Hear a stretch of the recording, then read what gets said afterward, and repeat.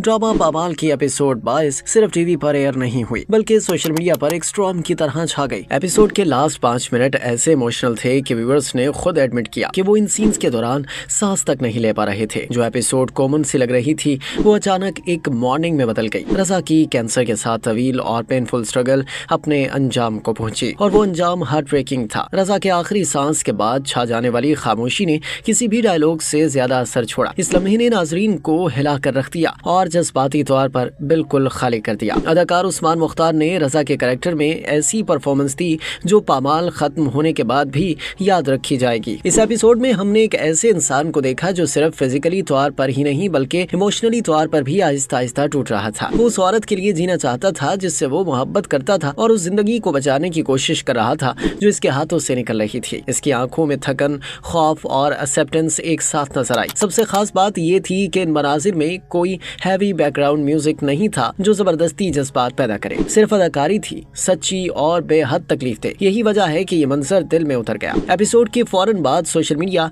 एक virtual grief circle बन गया। मद्दाहों ने खुलकर लिखा कि वो बेकाबू होकर रोए और जज्बाती तौर पर ओवरवेल्म्ड हो गए। कई लोगों ने एडमिट किया कि वो रजा के एंडिंग मोमेंट्स में स्क्रीन की तरफ देख भी नहीं पा रहे थे। ये तारीफ नहीं थी, ये जज्बाती शिकस्त का एडमिशन था। नाजरीन ने इस किस्त को अनबियरेबल कहा, मगर तनकीद के तौर पर नहीं बल्कि इसलिए कि इसने दिल के अंदर गहरा जख्म लगा दिया था। यह एपिसोड वाज़ेह तौर पर उस्मान मुख्तार को पाकिस्तान टीवी के ताकतवर अदाकारों की फहरिस्त में शामिल कर देती है। इनकी अदाकारी ना तो पॉलिश्ड थी और ना ही थिएटरिकल बल्कि खतरनाक हद तक रियल थी। खास तौर पर वो मंजर जहां रजा मलिका की मां के सामने टूट जाता है पूरी एपिसोड का इमोशनल कोर बन गया। आंसू, लरसती आवाज और जिस्मानी कमजोरी ने किरदार की सारी मजबूती छीन ली। देखना तकलीफ दे था मगर नजर हटाना नामुमकिन।